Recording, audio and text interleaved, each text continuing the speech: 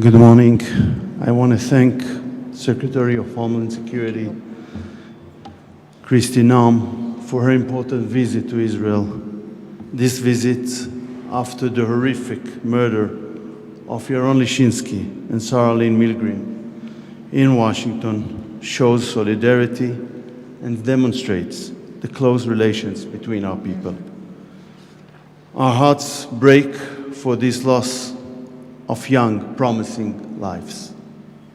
I want to thank you personally, Secretary Noem, and all the branches of the administration involved for the intensive investigation underway. Secretary, I also thank you for your long-standing support for Israel.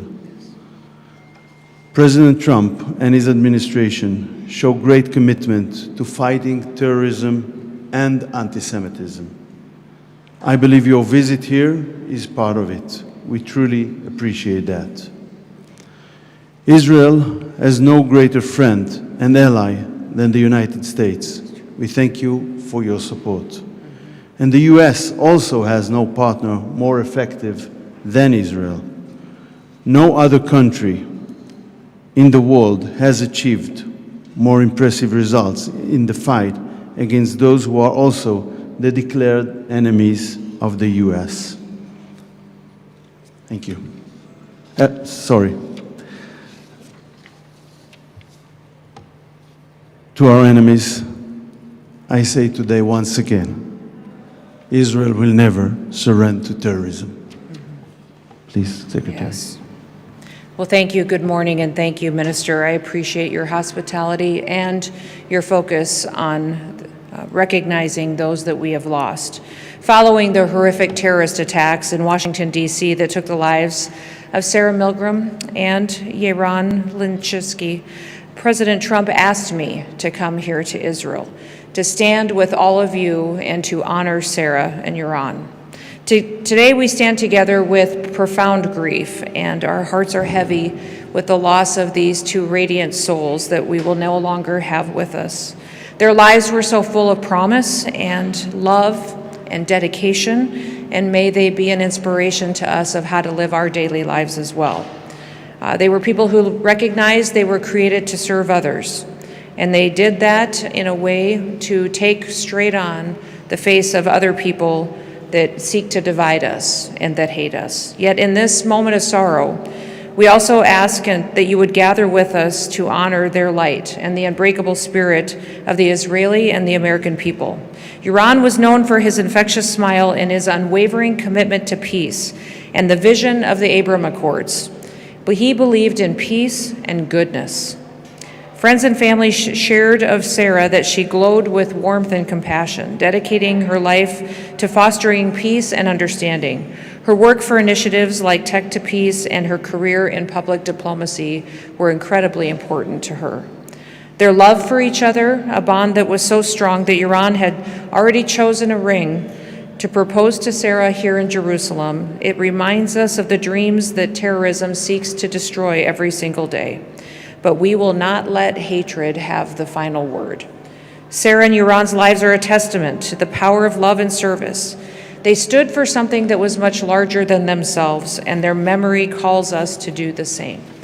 They have lived a life of significance that has forever changed us.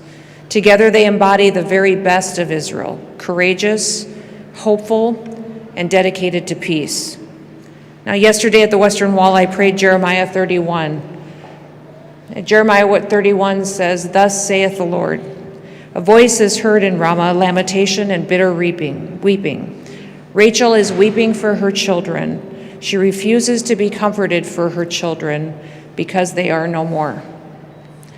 Thus says the Lord to us, keep your voice from weeping and your eyes from tears, for there is reward in your work, declares the Lord, and they shall come back from the land of the enemy. There is hope for your future, declares the Lord, and your children shall come back to their own country." I ask that God may bless Israel and that God may continue to bless their families, wrap his arms of comfort around them during this time. President Trump extends his greetings and his grief to all of you, and he stands with you as we fight this hatred in the world and know that Yaron and Sarah's lives will be of significance and will matter and will bring a unity among us that will help us defeat our enemies. May God bless Israel, and may God continue to bless the great United States of America. Thank you, Minister.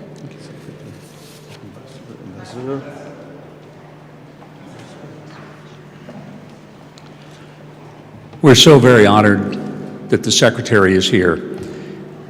To our knowledge, it is the first time that a Cabinet Secretary has been here on Yom Yerushalayim, a very significant day here in Jerusalem. And we're grateful for her presence and the fact that the President has asked her to come, not only to be here to represent him and the United States, but also to offer personal condolences to the families of Yaron and Sarah. Their lives were taken from them last week. Their lives should have been celebrated this week as they were going to become engaged here in Israel and plan for a life together. Instead, because of an act of hateful terrorism, their lives were taken from them.